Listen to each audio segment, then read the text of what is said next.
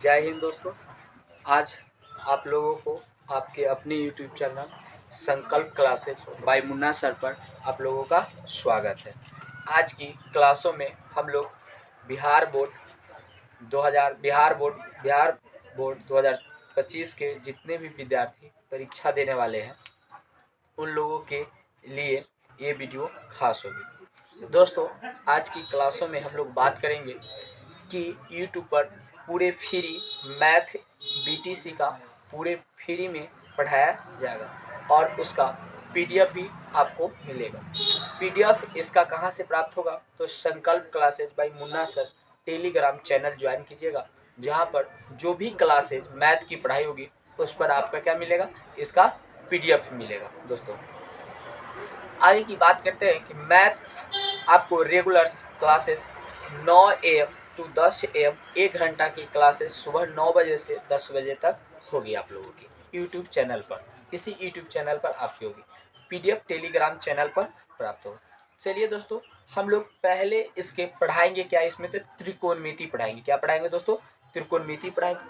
बच्चों लोग, इसमें हम बात करते हैं कि मैथ की कुछ पैटर्न्स के समझते हैं, जो पिछले ईयर 2024-2023 में क्या पैटर्न्स था, उस पैटर्न्स के आधार पर हम लोग बताते हैं। देखिए, मैथ्स की क्या पैटर्न्स होती है।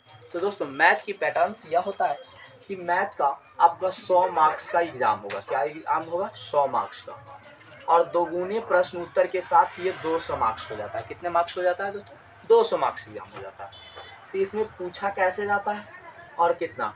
ये एग्जाम बोर्ड की तरफ से 100 मार्क्स का है, लेकिन दोगुने प्रश्न उत्तर करने के साथ ये 200 मार्क्स पूरा पुर जाता है। कितना पुर जाता है दोस्तों? 200 मार्क्स पुर जाता है। इसमें आपको पहला ऑब्जेक्टिव पूछता है। क्या पूछता है दोस्तों? ऑब्जेक्टिव पूछता है, लघु उत्तरीय क्वेश्चन पूछता है और दीर्घ उत्तरीय क्वेश्चन पूछता है। दोस्तों, क्या पूछता है कि वस्तुनिष्ठ प्रश्न पूछते हैं, ऑब्जेक्टिव क्वेश्चन पूछेगा, वस्तुनिष्ठ प्रश्न पूछेंगे। वस्तुनिष्ठ प्रश्न आपको पूछा जाएगा दोस्तों 100 गो। कितने पूछा जाएगा? 100 गो क्वेश्चन आपके पूछे जाएंगे। आंसर कितना का देना है? तो आंसर आपको किन्हीं 50 गो का देना है। 50 क्वेश्चन का आंसर आप 100 गो ऑब्जेक्टिव क्वेश्चनों में दोस्तों 50 ऑब्जेक्टिव क्वेश्चन का आंसर आपको घसना है। 100 गो में से किसी 50 ऑब्जेक्टिव क्वेश्चन का आंसर आप कर सकते हैं, कोई दिक्कत नहीं। आगे इसमें दोस्तों कि लघु उत्तरीय प्रश्न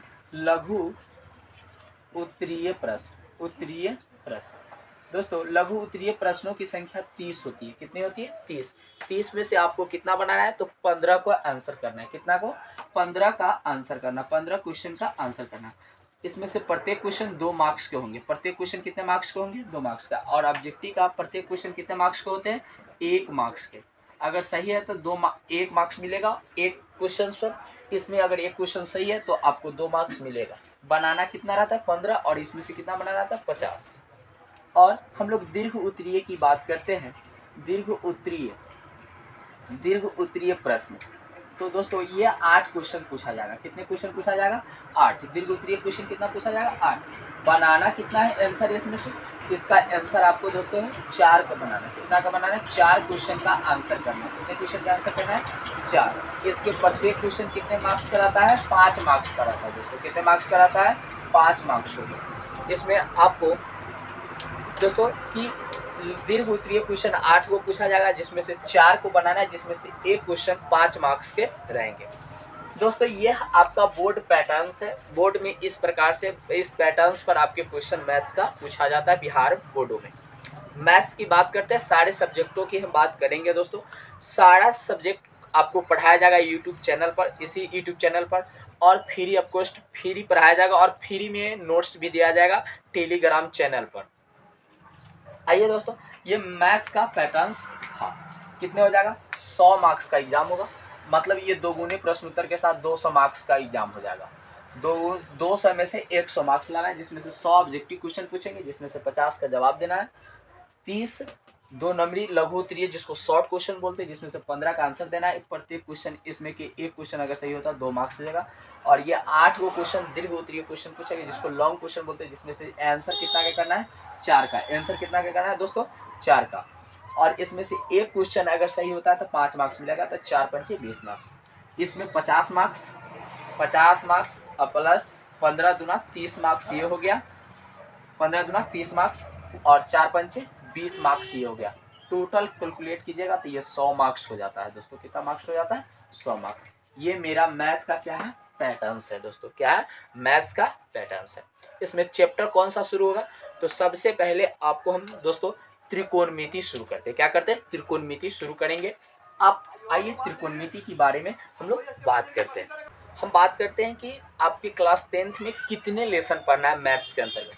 तो दोस्तों मैथ के अंतर्गत आपको लेसन पढ़ने हैं 15 लेसन पढ़ना है। कितना लेसन पढ़ना है? 15 गो पार्ट पढ़ना है, जिसमें से फर्स्ट चैप्टर आपका है वास्तविक संख्या, दूसरा है बहुपद, तीसरा है दो चर वाले रैखिक समीकरण, तीसरा है द्विघात समीकरण, पांचवा है समांतर सीढ़ी, छठा है त्रिभुज, आठवां है त्रिकोणमिति का परिचय। त्रिकोणमिति का क्या है? परिचय। नौवां है त्रिकोणमिति का अनुप्रयोग, 10वां वृत्त, 11वां रचना, 12वां वृत्तों से संबंधित क्षेत्रफल और 13 चैप्टर है वृत्तों से संबंधित क्षेत्रफल एवं आयतन और 14 चैप्टर है सांख्यिकी और 15 चैप्टर क्या है? प्रायिकता। ये 15 लेसन हम लोगों को पढ़ना है, जिसमें से सबसे बड़ा मैथों में सबसे बड़ा अगर कोई लेसन है जिसका नाम है त्रिकोणमिति का परिचय। सिलेबस के अनुसार सबसे पहले त्रिकोणमिति हम लोगों को पढ़ना है। बिहार बोर्ड के सिलेबस के अनुसार सबसे पहले कौन सा पढ़ना है? त्रिकोणमिति। ये एग्जाम में कितना इंपोर्टेंट है दोस्तों जानते हैं। देखिए ये एग्जाम में 20 मार्क्स का सिलेबस के अनुसार बनाया गया है। ये 20 मार्क्स बनाया गया सिलेबस के अनुसार दोस्तों, 20 मार्क्स का बनाया गया।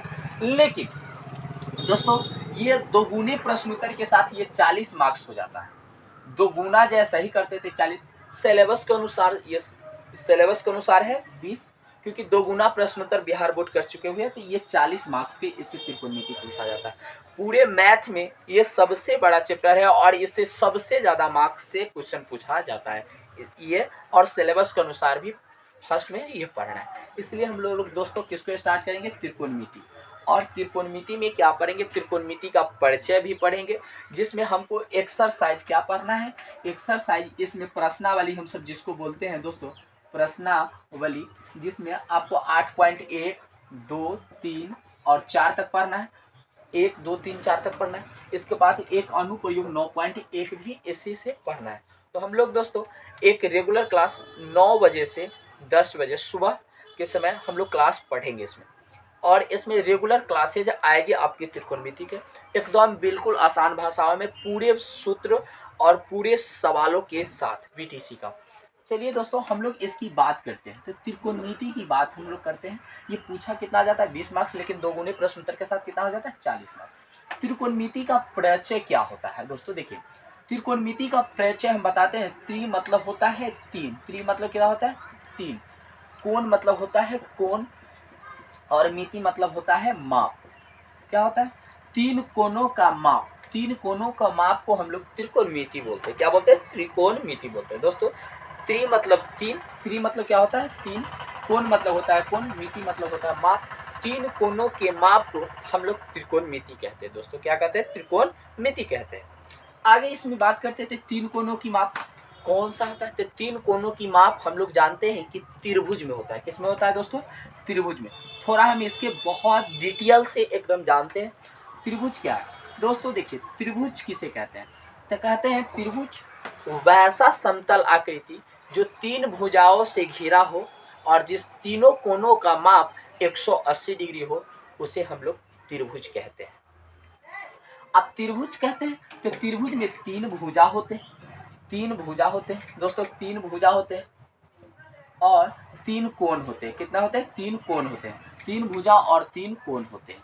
सर त्रिभुज, अब त्रिभुज का 3 वैसा समतल आकृति जिसमें 3 भुजा से घिरे समतल आकृति को त्रिभुज कहते हैं। तो दोस्तों इसमें त्रिभुज 2 प्रकार के होते हैं, एक कोण के आधार पर होते हैं, एक भुजा के आधार पर होते हैं। तो त्रिभुज को अगर कोण के आधार पर डिसाइड किया जाए तो कोण के आधार पर होते हैं न्यून कोण त्रिभुज, समकोण त्रिभुज और अधिक कोण त्रिभुज। क्या होता है दोस्तों? अधिक कोण त्रिभुज। ये क्या है? कोण के आधार पर त्रिभुज, न्यून कोण त्रिभुज, समकोण त्रिभुज, अधिक कोण त्रिभुज। कल की क्लास अगर और इसका एक और होता है दोस्तों भुजा के आधार पर। क्या होता है? भुजा के आधार पर। तो भुजा के आधार पर होता है समबाहु त्रिभुज, समबाहु त्रिभुज। दूसरा समद्विबाहु त्रिभुज, समद्विबाहु त्रिभुज और समबाहु त्रिभुज, विषम बाहु त्रिभुज। क्या होता है? विषम बाहु त्रिभुज, बाहु त्रिभुज। ये कोण के आधार पर त्रिभुज 3 प्रकार के होते हैं। कोण के आधार पर त्रिभुज कितने प्रकार के होते हैं दोस्तों? 3। न्यून कोण त्रिभुज, सम कोण त्रिभुज, अधिक कोण त्रिभुज। भुजा के आधार पर समबाहु त्रिभुज, समद्विबाहु त्रिभुज और विषमबाहु त्रिभुज। ये त्रिभुज का प्रकार है दोस्तों। कल की क्लास में हम इसका भी सबका परिभाषा पढ़ाएंगे। त्रिकोणमिति जो बनता है ये सारे त्रिभुज में नहीं लिया जाता है दोस्तों। मात्र एक ही ऐसा एक त्रिभुज है जिस पर त्रिकोणमिति पूरे आधारित है, जिस त्रिभुज का नाम है समकोण त्रिभुज। क्या है? समकोण त्रिभुज। समकोण त्रिभुज से ही त्रिकोणमिति पढ़ा जाता है। और न्यून कोण त्रिभुज किसे कहते हैं, समकोण त्रिभुज किसे कहते हैं, अधिक कोण त्रिभुज किसे कहते हैं, आप सारे को परिभाषा बताते हैं। कल आप पीडीएफ से इसका पढ़ सकते हैं। न्यून कोण त्रिभुज वैसा त्रिभुज जिसका एक कोण 90 डिग्री से कम हो। क्या है? 90 डिग्री से कम हो। समकोण वैसा त्रिभुज जिसका एक कोण 90 डिग्री का हो। तो आइए इसका आकृति ऐसे बनता है दोस्तों। देखिए ये समकोण त्रिभुज है। क्या है? समकोण त्रिभुज है। समकोण त्रिभुज जैसे यहाँ पर ए और यहाँ पर बी, यहाँ पर सी, यहाँ पर थीटा बना, ये इसको हम सब बोलते हैं समकोण। क्या बोलते हैं? समकोण। समकोण इसका मतलब होता है 90 डिग्री। क्या होता है दोस्तों? 90 डिग्री। इसका मतलब क्या होता है? 90 डिग्री। ये समकोण त्रिभुज है। इसका नाम, इसी त्रिभुज से त्रिकोणमिति पढ़ा जाता है, इसी त्रिभुज के माध्यम से। आइए दोस्तों हम सब इस समकोण त्रिभुज के बारे में थोड़ा परिचय करते हैं। तो देखिए दोस्तों इसको हम सब परिचय करते हैं। जैसे यहाँ देखिए ये त्रिभुज है मेरा, ये कौन सा त्रिभुज है? समकोण त्रिभुज है बीसी। और एक यहाँ पर भी होता है ए बी सी। देखिए यहाँ पर थीटा बना। तो समकोण त्रिभुज में कर्ण क्या होता है? अस्थिर होता है। तो इसको हम लोग कर्ण बोलते हैं। क्या बोलते हैं दोस्तों? कर्ण। और कर्ण को हाइपोटेनस बोलते हैं, इसलिए एस से सूचित करते हैं। और इसमें भी कर्ण यही हो जाता है। क्या होता है कि समकोण त्रिभुज में दोस्तों कर्ण अस्थिर रहता है। तो समकोण त्रिभुज में कर्ण क्या होता है? अस्थिर होता है। इसके बाद हम लोग जानते हैं थीटा जिस पर बनता है, जिस भुजा पर एंगल कोण बनता है, जिस भुजा पर कोण बनता है, तो मान के चलिए यहाँ पर अगर हम थीटा बनाए, आप इसे थीटा से भी माप सकते हैं, अल्फा से भी माप सकते हैं, बीटा गामा किसी भी चीज़ों से माप सकते हैं, कोई दिक्कत नहीं है। तो यहाँ थीटा बना, जिस भुजा पर थीटा बनता है उसके सामने इस पर अगर थीटा बना तो ये भुजा हमारा क्या कहलाता है? आधार कहलाता है। आधार जिसको हम सब बी से सूचित करते हैं और बेस बोलते हैं। क्या बोलते हैं दोस्तों? बेस बोलते हैं। इसके थीटा के सामने वाले भुजा को हम लोग लंब बोलते हैं, परपेंडिकुलर जिसको इंग्लिश में हम लोग दोस्तों बोलते हैं, और पी से सूचित करते हैं। ये तो दोस्तों नीचे अगर थीटा बना, तो अगर कहीं ऊपर सा थीटा बना, ए पर थीटा बना, तो क्या हो जाएगा? यहाँ पर थीटा बना तो ये आधार कहलाएगा दोस्तों। क्या कहलाएगा? आधार, जिसको हम बी से सूचित करते हैं। और ये थीटा का सामने वाला लंब कहलाता है। क्या कहलाता है? लंब कहलाता है। तो इसको हम सब पी से सूचित करते हैं। समझ गए दोस्तों? अब इसमें क्वेश्चंस कैसे पूछा जाता है, इससे भी क्वेश्चन पूछा जाता है आपको। क्या समकोण त्रिभुज में कितना, समकोण त्रिभुज में एक कोण जो होता है, समकोण त्रिभुज में तीनों कोणों का योग कितना होता है? तो त्रिभुज कोई भी हो 180 डिग्री होता है। तीनों कोणों का योग कितना होता है? 180 डिग्री होता है। अब पूछेगा समकोण त्रिभुज में कोण नहीं बदलता है, तो कोण नहीं बदलता, लंब और आधार आपस में क्या होते रहते हैं? बदलते रहते हैं दोस्तों। लेकिन कर्ण अस्थिर होता है, कर्ण नहीं बदलता है। समकोण त्रिभुज में सबसे बड़ी भुजा को कर्ण बोलते हैं, थीटा के सामने वाले को लंब बोलते हैं, जिस पर थीटा बनता है उसे हम लोग दोस्तों क्या बोलते हैं? आधार बोलते हैं।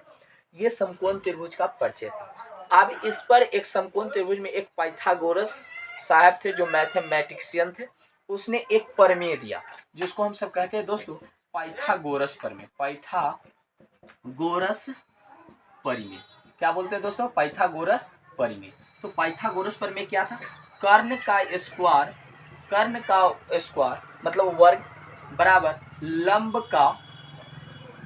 का वर्ग प्लस आधार का वर्ग आधार का वर्ग, ये पाइथागोरस साहब प्रमेय दिए थे। तो हम लोग कर्ण को जानते हैं दोस्तों, क्या चीज से सूची करते हैं, एच से। क्या चीज से, तो एच का स्क्वायर। लंब को हम सब क्या से पी का स्क्वायर हो जाएगा, और आधार को बी से। यही पाइथागोरस साहब प्रमेय दिए थे। ये क्यों दिए थे, आप देखिए, इस त्रिभुज में 3 भुजाएं होते हैं दोस्तों। किसी त्रिभुज में आपको लंब, आधार और कर्ण दे दिया, आधार और कर्ण दे दिया, तो हमें लंब ज्ञात करना पड़ता है। अगर लंब और कर्ण दे दिया तो आधार ज्ञात करना पड़ता है। आधार और लंब दिया तो कर्ण ज्ञात करना पड़ता है।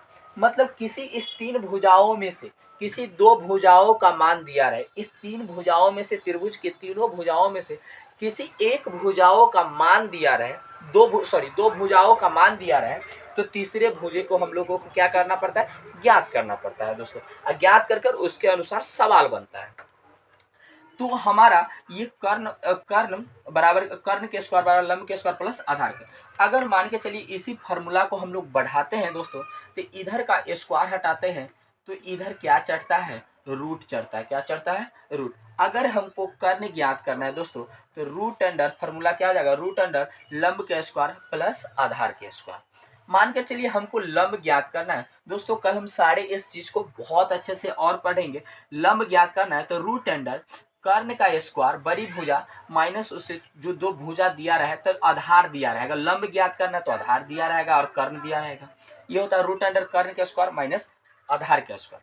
अगर लंब ज्ञात करना है दोस्तों, तो कर्ण का स्क्वायर माइनस आधार ज्ञात करना है तो कर्ण का स्क्वायर माइनस लंब का स्क्वायर। ये 3 फार्मूला है। अगर इस 3 फार्मूला को हम लोग याद करते हैं दोस्तों, अगर कर्ण ज्ञात करना है तो रूट अंडर लंब का स्क्वायर प्लस आधार का स्क्वायर। लंब ज्ञात करना है तो कर्ण का स्क्वायर माइनस आधार का स्क्वायर। आधार ज्ञात करना है तो कर्ण का स्क्वायर माइनस लंब के स्क्वायर। ये हमारा पाइथागोरस से, इस तीनों से हम लोग इसका 3 भुजाओं को ज्ञात करने का इस फॉर्मूला से ज्ञात करते हैं दोस्तों। ये सारी चीज़ों को हम पीडीएफ, अगर पीडीएफ इसका टेलीग्राम चैनल पर हम डाल देंगे, सारे का बारीकी से पीडीएफ, हाथ से लिखा हैंड राइटिंग वाला पीडीएफ है सर, पूरे डाल देंगे, और उससे भी आप पढ़कर समझ सकते हैं, और आपको ये क्लासेज रेगुलर मिलेगी। आज हम इसका त्रिभुज का परिचय, पाइथागोरस और त्रिकोणमिति का मतलब क्या होता है, इस चीज़ को हम लोग जाने।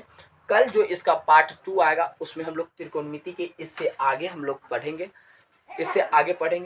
और सारे विषयों का क्लासेज इस चैनल पर आपका होगा दोस्तों। ये आपको समझ में आया होगा, ठीक है। तब तक के लिए जय हिंद, मिलेंगे नेक्स्ट क्लासों में।